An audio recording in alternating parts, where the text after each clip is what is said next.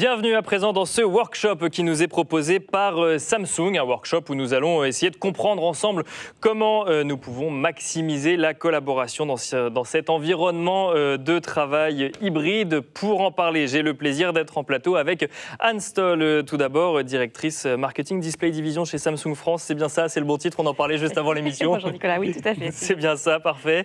Et Laurent Moquet, directeur marketing B2B chez Samsung France. Bonjour Laurent Moquet. Tout à fait, parfait. Bienvenue à tous les deux. Le thème de ce workshop, c'est nouveaux modes de travail et de collaboration. Découvrez donc les solutions Samsung. Un vaste sujet. On n'a que 30 minutes pour en parler. On va parler donc de beaucoup de choses. Tout d'abord, peut-être, on va commencer avec vous, Anne, et ensuite Laurent, sur le retour d'expérience finalement de cette période qui vient de s'écouler. Il y a eu le bouleversement, il y a eu l'urgence, on essaie de construire la suite. Comment est-ce que vous l'avez vécu chez Samsung et comment est-ce que vous l'avez vécu avec les partenaires ou les clients de Samsung ? Anne, Laurent peut-être d'abord et ensuite Anne, ça marche. Oui, en fait, comme tout le monde, on a vu différentes vagues. D'accord. On est encore toujours un peu dans ces vagues, donc très concrètement. Une première qui était un rush, l'urgence. Bien sûr. Le mot que vous avez utilisé était le bon, l'urgence pour s'équiper, équiper tout le monde, tous les collaborateurs, oui, bien sûr. Les gens qui n'avaient pas de PC, les gens qui avaient un PC mais sans webcam. Et bien sûr. Voilà, oui. c'est un peu plus compliqué, ou les gens qui avaient des tours. Donc il y a eu un rush vraiment sur l'équipement PC moniteur, assez complémentaire. Première vague. Deuxième vague, une fois qu'on a équipé les gens avec le hardware, il faut des solutions collaboratives. Deuxième vague, il ne suffit pas d'avoir un ordinateur chez soi. C'est ça, une fois qu'on a mis ça en place, il faut les solutions pour que les gens puissent se parler et échanger entre eux et accéder à distance, enfin tout ce genre de choses. Donc là, toute la vague plus soft. Et on est encore, très concrètement, on est encore dans cette vague. Et il n'y a pas une vague, je dirais une troisième, mais il y a quelque chose un peu sous-tendu qui a été un petit peu oublié ou omis, parce que, encore une fois, l'urgence a été le maître mot, c'est la sécurité. Parce que c'était le sujet que vous avez abordé sur la table ronde précédente, donc je pense beaucoup plus en profondeur, mais juste pour dire qu'effectivement, il y a eu cette urgence et le fait de déporter l'usage ailleurs, de multiplier les points de contact et ne pas gérer uniquement dans un point fixe qui est celui de l'entreprise, du siège social ou autre, ça pose ces vraies questions et qui sont en train d'être abordées pour certains. C'est ça, un an après, on se dit, bon, effectivement, il y avait l'urgence de gérer la continuité d'activité, de faire en sorte que tout le monde puisse travailler chez soi, mais il y a aussi ces enjeux de sécurité qui sont là. Ça, c'est pour votre retour d'expérience, Laurent Moquet. Anne Stoll, est-ce que vous avez également un retour d'expérience à nous proposer un petit peu sur cette période ? Je rejoins complètement effectivement ce que soulignait Laurent. Nous, ce qu'on a constaté aussi, c'est que côté entreprise, chez nos clients, ils se sont équipés massivement en écran aussi. Oui. Ça a été la première demande, il faut équiper chacun des collaborateurs. Chez nous, parce qu'effectivement, il fallait aussi réfléchir différemment la manière dont les collaborateurs pouvaient travailler, mais de chez eux cette fois-ci. Et donc, il était évidemment impératif que les collaborateurs à la maison puissent travailler de la même manière qu'ils ne l'étaient au bureau. Donc il fallait une expérience similaire à la maison qu'au bureau. C'était effectivement la proposition que beaucoup d'entreprises ont pu faire à leurs collaborateurs. Donc oui, effectivement, on a vu une explosion des écrans PC, de la demande sur le sujet. Et on le sait, c'est très important parce qu'un écran PC, ça permet de limiter notamment les troubles musculo-squelettiques. On passe beaucoup de temps sur nos PC chaque jour, et de le faire effectivement sur un écran qui est maintenant de plus en plus petit, ça n'est pas forcément très confortable dans son quotidien, et on perd aussi en productivité. C'est amusant ce que vous nous dites, parce qu'on pourrait imaginer du coup sortir du bureau, aller en mobilité. Qui dit mobilité dit petit ordinateur pour pouvoir le transporter. Et là, ce que vous dites, c'est petit ordinateur égale petit écran. Et attention, parce que quand on travaille que de chez soi, il faut qu'on ait quand même une qualité de travail et d'expérience. C'est tout à fait ça, et c'est très complémentaire. C'est-à-dire qu'effectivement, on a besoin de mobilité. Bon, c'est vrai que ces derniers temps, on a été un peu moins mobile. Mais évidemment, sinon, la mobilité, c'est un maître mot. Laurent en parlera mieux que moi. Mais par contre, côté, effectivement, écran PC, ce qu'on constate, c'est que, oui, c'est important. On passe à 10, 12... pour pas dire plus, d'heures par jour sur nos écrans. Et je pense que d'ailleurs les kinés ont eu un fort succès pendant le confinement. Pendant ce Covid. Après, ce que je voulais juste aussi souligner, et vous l'avez dit également en introduction, c'est que ce qu'on fait comme analyse effectivement de cette crise, c'est qu'on n'a pas vu finalement de révolution, et d'ailleurs dans peu de choses, mais en tout cas dans cette situation d'environnement de travail, on n'a pas finalement vu de révolution, on a juste vu une accélération des mutations qui étaient en place. Oui. Et c'est ce que nous disent les clients, effectivement. Et il y a de nouveaux enjeux, là, en l'occurrence, sur lesquels ils travaillaient aussi avant Covid, autour de la collaboration. Comment je fais en sorte que mes salariés puissent mieux collaborer. Et puis également, l'autre sujet qui est autour de la marque employeur, et là, c'est un vrai sujet. Parce qu'en l'occurrence, on a été habitués pendant 16 mois, là, quasiment, à ne plus aller au travail. Donc, on a pu aussi se sentir un peu plus éloigné. Comment est-ce qu'on se sent quand même appartenant à l'entité de l'entreprise? Exactement. C'est des vrais sujets de retour, effectivement, au travail. C'est intéressant quand même. Peut-être que Laurent Moquet, vous avez un avis dessus, toujours sur cette première notion de... On n'a pas vu de révolution. C'est marrant parce qu'on parle d'un moderne workplace, on pourrait se dire, en fait, ça a chamboulé la façon de fonctionner des entreprises. Finalement, si je comprends bien, ça n'a... Vous avez parlé d'accélérateur, ça n'a fait qu'accélérer, en fait, ça veut dire quoi? Ça veut dire qu'on en parle en 2021, en fait on en aurait parlé sinon en 2023 ou 2025? En gros, pour situer sur une échelle de temps, nous ce qu'on voit sur certains déploiements ou sur certaines tendances, comme évoqué par Anne, c'est ce qui aurait mis 5 ans, 3 ans, on va dire, entre 3 et 5, c'est plutôt passé en 2 ans, quoi, va se passer en 1 an, 2 ans. Donc oui, il y a un fort effet accélérateur au sens large, la digitalisation, dans lequel on va retrouver effectivement l'aspect collaboratif, la mobilité, voilà. C'est vraiment on est en France, on est encore sur cette vague de digitalisation de l'entreprise. C'est ça, parce qu'il y a des niveaux de maturité qui sont pas forcément les mêmes. Qui passe par plein d'aspects. Donc la pandémie a été c'est la touche boost qui fait qu'il se passe des choses. Il se passe des choses, voilà, qu'il se passe des choses et que les choses étaient en route. Donc elles sont accélérées, déployées, priorisées. Très clairement au niveau budgétaire, au niveau choix, au niveau orientation. Voilà. Et chez d'autres, parce que là on est sur un cadre, faut penser aussi qu'il y a des tailles d'entreprises différentes. Sur du gros groupe, des choses étaient déjà chez certains bien lancées. Bien notamment les entreprises internationales. Tout à fait.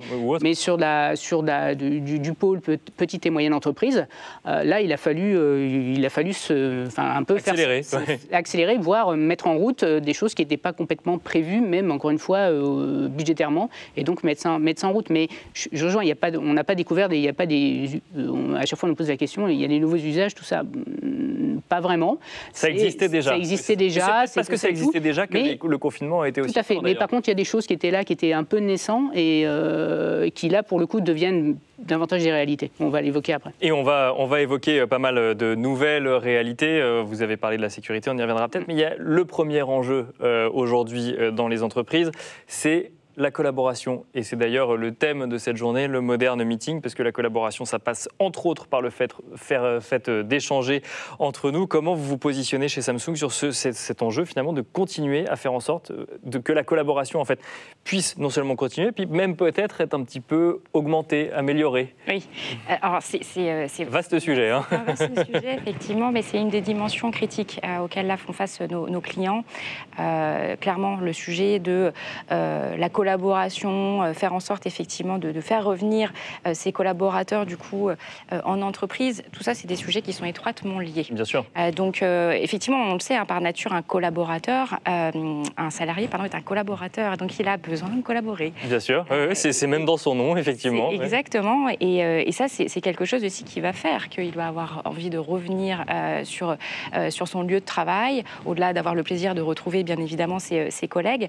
Et je vous arrête sur ce point, effectivement, parce que là, on en est globalement au moment où on se pose la question de savoir si on les fait revenir et sous quel mode on fait revenir les collaborateurs. Et d'ailleurs, je dis si on les fait revenir, parce que si on se place du point de vue de la direction générale, mais c'est si on a envie de revenir, c'est quand on est du point de vue du collaborateur. Absolument, mais c'est pour ça que de plus en plus, c'est ce qu'on constate, que ce soit d'ailleurs chez Samsung ou chez nos clients, c'est qu'on est sur un mode hybride, oui, bien sûr. Très clairement. Donc, on n'est pas, effectivement, il y a toute une réorganisation qui est en train de se faire, notamment portée par les ressources humaines, sur évidemment l'adoption du télétravail de manière plus prégnante qu'elle pouvait l'être avant le Covid, notamment dans notre société française.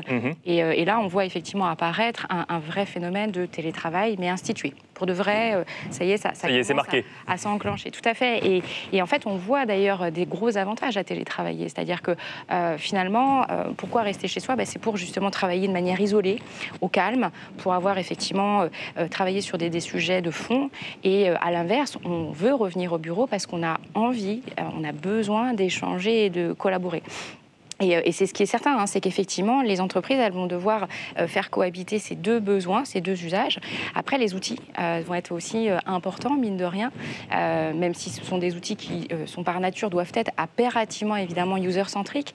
Mais aujourd'hui, on le sait, nos clients nous le disent, ils ont une multitude de technologies. Ils sont équipés de plein de technologies différentes. Ils ont des usages aussi, selon les groupes métiers qui sont différents, des habitudes. Donc au sein d'une même entreprise, effectivement, on n'a pas forcément besoin des mêmes outils. Totalement. Et donc, là, nous, on pense qu'effectivement, le sujet est autour de la standardisation de tout ça et faire en sorte que tout s'interopère. D'accord. Et donc, c'est pour nous le standard qui doit émerger. C'est celui-ci, c'est l'interopérabilité, c'est de faire en sorte, nous, quand on arrive chez nos clients, qu'on leur parle de nos solutions, c'est de ne pas ajouter une énième couche technologique, mais bien de s'adapter à ce qui se passe et à ce qu'il y a déjà au niveau infrastructure de l'entreprise. Et le deuxième point, c'est, bon, ok, très bien, on a choisi des bons outils qui sont là pour nous aider à collaborer, super, qui s'intègrent bien maintenant les utilisateurs. Je disais tout à l'heure, est-ce qu'on arrive à comment fonctionne l'adoption? Est-ce qu'il y a une réelle adoption des utilisateurs? Ça, exactement. Et là, de toute façon, c'est assez criant. Hein. On le sait, un produit, pour qu'il fonctionne, il faut qu'il soit adopté. Et pour ça, il faut éviter évidemment tout ce qui est formation, parce que voilà, on sait que non, on fait déjà par ailleurs beaucoup de formation.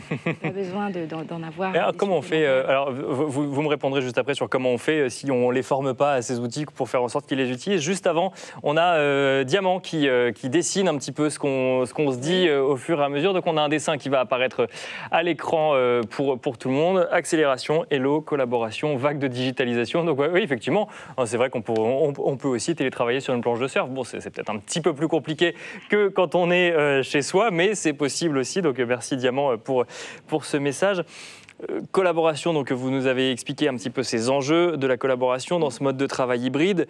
Comment on s'assure finalement que les utilisateurs adoptent ces solutions si on ne veut pas les sursolliciter sur de la formation? En fait, par naissance, chez Samsung, on produit des produits qui sont... on développe des produits, qui sont vraiment axés sur le besoin. D'accord. La technologie, elle doit s'effacer. Typiquement, je vais prendre un exemple. Vous avez l'habitude de trouver dans vos salles de réunion des paperboards. Nous, on a travaillé à partir de ce paperboard et on l'a digitalisé. En fait. Mais imaginez, c'est la même chose. C'est présente sous la même forme. Ça s'appelle le Samsung Flip. Ça existe sur plein de tailles différentes. Et donc, derrière, ça vient adresser des besoins différents.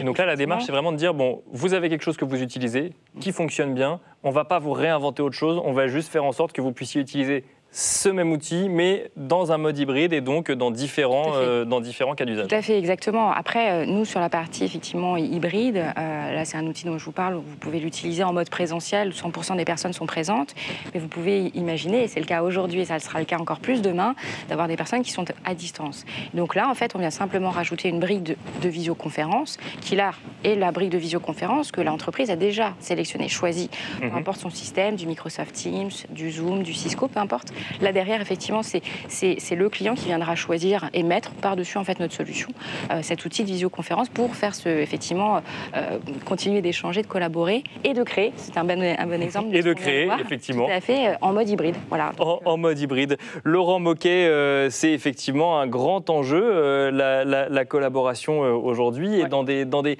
fonctionnements et des systèmes en fait qui sont changeants en fait. Alors, oui, je peux compléter un peu la prise de parole d'Anne sur cet aspect-là, et en rebondissant sur la présentation de l'écran. En l'occurrence, on arrête le paperboard et on passe sur un écran numérisé.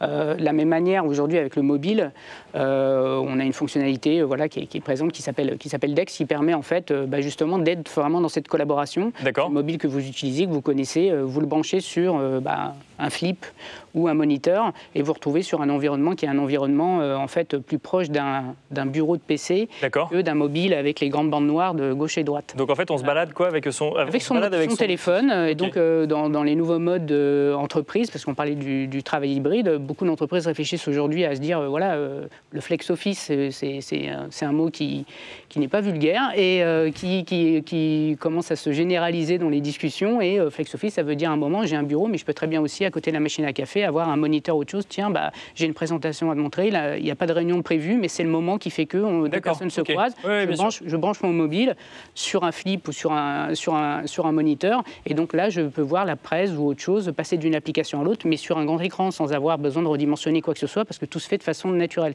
Et donc là, on est vraiment sur le fait de collaborer à un instant présent, de façon très très simple. Et ce que vous nous dites, c'est que finalement, le mobile devient le premier outil du collaborateur, ou en tout cas celui qui permet de faire le lien avec les autres devices de l'entreprise? C'est celui qu'il a tout le temps, c'est celui qui est par défaut tout le temps connecté. Bien sûr, oui.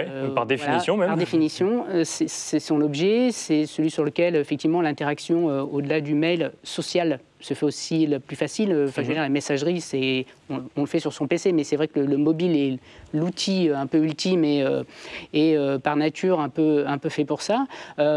Et il devient de plus en plus central. Nous, pour rejoindre un peu l'introduction, on disait qu'il n'y a pas de révolution, de nouvelles tendances fortes.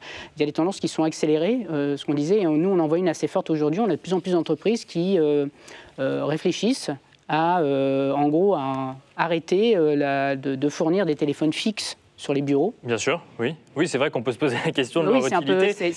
On ne sait jamais quand le collaborateur sera au bureau ou ne sera pas au bureau. Déjà, parce qu'on voit un taux d'utilisation qui est de moins en moins, parce que tout le monde s'appelle ou fait des messages sur son téléphone portable, en fait. Sûr, Maintenant, la majorité des collaborateurs sont équipés, donc le téléphone fixe a moins d'utilité. Il va encore en avoir moins parce que le collaborateur est de moins en moins présent sur le lieu. Bien sûr. Donc à un moment, c'est un coût fixe sur un usage qui est tout sauf obsolète, mais par contre qui, très clairement, est plutôt sur une tendance à la régression. Donc aujourd'hui, beaucoup réfléchissent pour se dire, j'ai déjà mes applications métiers sur le téléphone que je fournis. J'ai déjà l'agenda, le profil des gens. Donc, en gros, j'ai déjà tout dessus. Et les gens, encore une fois, je rejoins le discours de les gens peuvent me joindre sur mon téléphone portable. Les gens, ils peuvent me joindre de 15 manières différentes, via 15 applications différentes. On n'a pas besoin de les former. C'est plutôt eux qui forment la société parce qu'il y a l'aspect personnel qui est très fort dessus. Donc là, l'aspect formation, le fait d'adopter ça, il n'y a pas c'est sans couture, sans effort. L'adoption, elle se fait de façon très naturelle, de la même manière que je branche mon téléphone sur un moniteur, et là, je vois la grande fenêtre qui s'ouvre et je lance la présentation. Enfin, il n'y a pas d'exploit, quoi. C'est très naturel, sauf que jusqu'alors, c'était pas complètement là. Maintenant, techniquement, c'est faisable. Donc, techniquement, c'est faisable. Je me balade avec mon téléphone et puis je peux en faire une présentation, je peux en faire un paperboard et je peux en faire un ordinateur, finalement. Bon. Quelque part, oui, évidemment, ça on remplacera.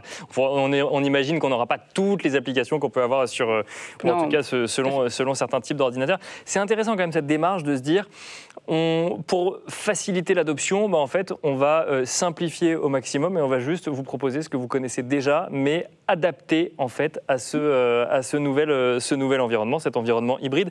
C'est d'ailleurs amusant, vous avez dit hybride, mais vous avez dit flex office aussi. Ça veut dire qu'en fait, l'entreprise doit s'adapter en fait au rythme et à l'évolution du collaborateur. Oui, enfin, encore une fois, le lieu de travail, le sujet, c'est donner envie d'avoir envie. Donc, faire revenir les gens, il faut leur donner envie. Ils ont été habitués à beaucoup collaborer à distance. Donc, ces outils-là, aujourd'hui, sont là pour accompagner et leur dire, voilà, oui, on a compris que des choses avait eu lieu, il s'était passé des choses, donc la société doit s'adapter. Nous, on est humble fournisseur de produits et de solutions pour leur dire, voilà, on peut accompagner ce mouvement et on a les solutions aujourd'hui qui, encore une fois, en termes d'implémentation, et je pense que le mot interopérabilité, il a tout son sens, ça ne demande pas des choses supplémentaires, on n'est pas sur des choses complexes, ni à expliquer, ni à installer, ni à déployer, ni à maintenir. On n'est pas sur des choses lourdes. Ce qui est intéressant, parce que ça veut dire que ça s'adresse encore une fois à l'ensemble du scope de taille de société. On peut très bien être une PME, une start-up, qu'un grand groupe, et nous c'est ce qu'on rencontre aujourd'hui. Ces besoins-là, ils sont communs à l'ensemble, ce qu'on disait encore une fois en introduction, et l'idée c'est d'avoir aussi de pouvoir accompagner cette vague et répondre à ces besoins de la même manière, avec un ensemble de scopes, le scope qui répondent à l'ensemble des tailles de société aujourd'hui. Donc voilà, en gardant encore une fois un peu cet aspect sécurité. C'est ce que j'allais dire, vous nous avez alerté sur la sécurité. Oui, voilà. Le téléphone, c'est un usage, il est fourni par la société pro, mais aussi beaucoup perso. Oui, on peut pas enfin, il y a des gens qui ont 2 téléphones, évidemment, mais c'est très compliqué de vérifier qu'on ne fait que du pro sur le portable pro et que du perso sur le portable perso. Différents systèmes, des MDM ou choses permettent vraiment de piloter, de faire monter. Mais nous, on propose des solutions assez simples pour créer des conteneurs qui sont complètement étanches entre le pro et le perso. Donc vous pouvez avoir votre galerie photo pro qui est donc dans le mode pro, et puis la galerie photo perso qui est dans le conteneur perso. Les deux ne se parlent pas, ne sont pas accessibles, c'est complètement verrouillé. On a une solution qui existe depuis 2013 qui s'appelle Nox, qui est déployée sur un peu plus d'1 milliard de devices dans le monde. Donc on estime que c'est assez fiable, ça fonctionne bien, qu'on déploie, on ne vend pas que des produits, on vend aussi des solutions. Et ça accompagne vraiment le discours sécuritaire. Et on l'a insisté un peu en introduction, aujourd'hui c'est indispensable, l'un doit aller avec l'autre. C'est un prérequis. C'est un prérequis, c'est complètement complémentaire, c'est pas optionnel. C'est pas optionnel. Alors on a un nouveau dessin qui du coup nous est proposé par Diamant qu'on peut regarder tout de suite. Vos besoins, nos outils. Il pourrait presque faire des punchlines pour Samsung. Sans couture, sans effort. Merci entreprise Flex Office. Anne Stoll, vous avez évoqué au début de cette intervention cet aspect marque employeur. Et c'est vrai que il y a l'organisation de l'entreprise, par rapport aux collaborateurs qui ont vécu en fait toute cette transition. On se pose la question de savoir quelle est leur expérience, comment on les fait revenir ou autre. Et puis il y a ce besoin de l'entreprise quand même de fidéliser les collaborateurs, mais attirer les nouveaux talents. Et avant, entre guillemets, je ne sais pas si c'était plus simple, mais les locaux proposés, les avantages proposés étaient des enjeux de marque employeur. Aujourd'hui, on imagine que ça évolue, ça. Oui, ça évolue parce qu'en fait, aujourd'hui, notre environnement de travail, finalement, c'est à la fois le bureau, mais c'est aussi la maison. Oui, bien sûr. Oui. Donc, et l'entreprise ne peut pas proposer autre chose quand on est chez soi. Enfin, en tout cas, pas, oui. On va pas changer de ça. Il y a évidemment l'émergence des tiers-lieux aussi qui apparaît effectivement assez fortement. Pourquoi ? Parce que c'est lié au sujet aussi de Flex Office. C'est que beaucoup d'entreprises aussi se posent la question de réduire en fait l'espace qui est offert à leurs collaborateurs, mais bien évidemment, parce que c'est crucial, de leur offrir par ailleurs d'autres emplacements, potentiellement plus proches de chez eux. Donc il y a un sujet effectivement clairement sur la partie tiers-lieu. Il y a un sujet j'en parlais tout à l'heure en introduction, sur le fait effectivement de bien équiper ses collaborateurs. Pour moi, ça participe clairement à la marque employeur. D'accord, donner les bons outils de travail, donner des équipements de qualité, c'est un argument de marque employeur. Oui, je pense, parce que ça permet, au-delà de tout ce qui est confort, productivité, quand on parle d'écran PC, il y a le côté valorisation en fait. Je prends soin de toi, je sais que dans ton métier, tu as besoin d'avoir un écran qui te permette de pouvoir afficher plusieurs fenêtres, c'est important pour toi. Donc c'est important pour moi. Donc oui, il y a un sujet derrière, finalement, au travers de l'équipement, de valorisation et donc de marque employeur. Ça, c'est un premier sujet. Le deuxième sujet, c'est l'information. C'est que lorsque le collaborateur est lui-même sur le bureau, bien sûr. Au bureau, dans le lieu physique. Au sein de son entreprise. Un des sujets importants, c'est clairement comment on arrive en fait à continuer à s'informer, à se tenir informé. Oui, à garder le lien et donc du coup à garder la culture de l'entreprise. Exactement. Et ça se passe effectivement sur les lieux de pause, ça peut se passer dans la cafétéria. Et là, effectivement, le besoin de l'écran est donc au cœur en fait de cette dynamique-là. On parlait tout à l'heure des écrans PC, mais là, on peut parler maintenant des écrans qu'on peut retrouver effectivement au-delà des salles de réunion, dans ces espaces commun, dans lequel d'ailleurs on peut avoir finalement besoin de faire un pot de départ. D'accord. Dans lequel on va dire tous ces événements un petit peu qui font partie de la vie du lieu. Exactement, de la vie en entreprise. Et là c'est intéressant en fait, la vie en entreprise. Bien sûr. D'où effectivement le sujet encore une fois autour de cette importance de valoriser ses collaborateurs et de leur mettre à disposition des écrans qui leur permettent donc d'avoir de l'information, mais de pouvoir aussi s'en servir de manière ad hoc avec l'occasion d'une réunion un peu inopinée avec un collaborateur. Là, en l'occurrence, on sort son téléphone portable, si j'ai bien compris. Complètement. Et on le voit, ça se fait très, très facilement. Après, évidemment, on a la possibilité aussi de bloquer ces écrans si on ne veut pas que les collaborateurs puissent y avoir accès. Maintenant, aujourd'hui, on est plutôt dans des mondes assez ouverts. Tout est par ailleurs, bien évidemment, sécurisé vis-à-vis de l'externe, mais vis-à-vis de l'interne, de pouvoir se dire, tiens, j'ai envie de te montrer une dernière vidéo que j'ai reçue de la part d'un de mes fournisseurs. Ça me semble très intéressant. Regardons-la ensemble et pouvoir en fait simplement avec son smartphone en 2 clics pouvoir la diffuser. Bien sûr. C'est plutôt sympa. Ouais. Donc puis il y a le lobby. Il y a le lobby aussi, c'est important. Donc le hall d'accueil. Ce fameux hall d'accueil, il a une importance double. À la fois en fait pour les collaborateurs, parce que quand on rentre là-dedans, c'est ce qui vous immerge dans. Ça y est, je suis dans mon entreprise. Bien sûr, je suis dans le lieu physique de l'entreprise. Ouais, et c'est ce qui aussi peut apporter du coup forme de fierté, notamment quand on équipe des lobbies. On a beaucoup de clients là, qui s'équipent et on est très contents avec de magnifiques murs de LED. C'est effectivement assez imposant. Ça permet vraiment là d'imprimer en fait vis-à-vis des collaborateurs, mais pas que. La deuxième audience, c'est bien évidemment les personnes qui viennent bien sûr, voir. Les donc clients, les partenaires, l'écosystème de l'entreprise. Tout à fait, tout à fait. Donc ça, c'est effectivement important de soigner les détails, de se dire que aujourd'hui, dans la marque employeur, il y a des choses qui sont subtiles, des choses qui sont aussi visibles et qui plaisent aussi aux personnes. Et les écrans sont un peu au cœur de ce sujet. Donc soigner les détails, effectivement, dans le cadre de cette reprise, là en ce moment, est très très importante. Laurent Moquet, il nous reste quelques minutes encore sur ce sujet également de la marque employeur et de la fidélisation des équipes. Il y a peut-être un sujet aussi d'attente, ce qui était un petit peu évoqué d'ailleurs par Anstall, d'attente finalement des gens qui arrivent en entreprise. Oui, parce que la fameuse nouvelle génération donc, qui arrive là maintenant, auquel on est confronté, mais auquel il faut qu'on s'habitue. Bien sûr, les générations Y, les générations Z, on leur offre un téléphone fixe. C'est la génération, au-delà des digital natives, ils sont surtout mobiles en fait. D'accord. Et eux, c'est la mobilité, c'est l'outil qu'ils connaissent, c'est là-dessus qu'ils tapent très vite. Par contre, sur un PC, ils tapent un peu moins vite. D'accord. Parce que c'est un environnement qu'ils maîtrisent et qu'ils connaissent beaucoup moins. Et donc, eux, l'aspect, et je rejoins Anne sur le côté valorisation et tout ça, il est important. Pour eux, le retour du mobile, au-delà d'être un mobile fourni par la société, il est important. C'est pour ça que les sociétés s'adaptent. On a eu un modèle qui était le fameux Bring Your Own Device à un moment donné. C'est-à-dire soit la société fournissait un produit type, dire voilà, vous rentrez, vous avez tel niveau hiérarchique, voilà le produit qui vous est fourni, c'est standard. On est passé sur un mode sur lequel on ouvre totalement les vannes pour dire vous venez avec votre propre device et nous on va le configurer, qui donc là pose toutes les problématiques d'un parc très hétérogène, de montée d'OS différentes parce que le produit il a 5 ans, 3 ans, 4 ans, enfin voilà, et tous les problèmes sécuritaires. Et là on est de plus en plus sur un mode, le CYOD, où en fait on propose une liste. On dit voilà, dedans vous avez une liste, donc c'est vraiment le système ouvert. Vous choisissez, et si vous voulez un téléphone qui est au-dessus en fait de ce que normalement vous êtes attribué, c'est pas un problème. Vous pouvez vous-même dire je veux celui-là et il va me coûter 50 € ou 100 €, mais j'ai un produit plus valorisant.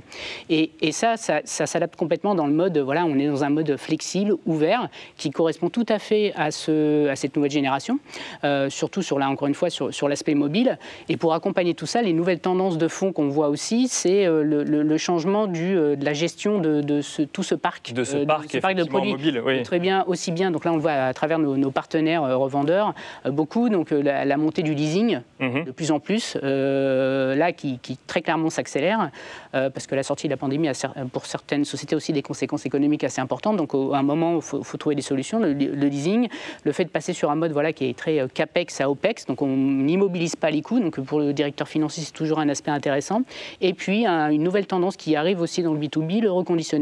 Bien sûr.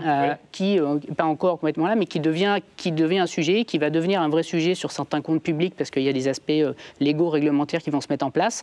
Et donc, ça, une entreprise, il faut qu'elle soit capable de l'accompagner, parce qu'il y a l'aspect générationnel et puis l'aspect évolution du marché. Et il y a cet aspect, du coup, RSE, alors, dont on peut dire peut-être un tout petit mot. Il nous reste 1 minute avant la fin de ce workshop, Anstall, pour conclure, du coup.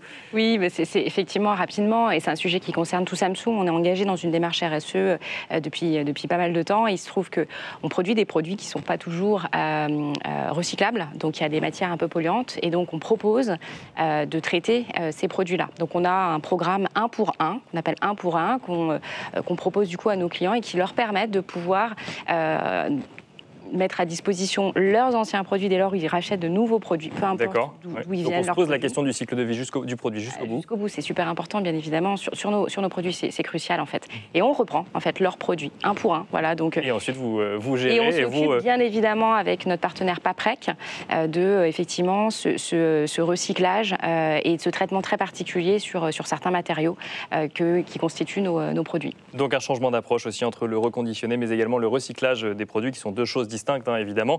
Merci beaucoup Anstall, directrice marketing Display Division chez Samsung France, et merci beaucoup Laurent Moquet, directeur marketing B2B chez Samsung France également. Merci à vous de nous avoir suivis en direct toujours, et restez avec nous puisqu'on recommence dans quelques instants.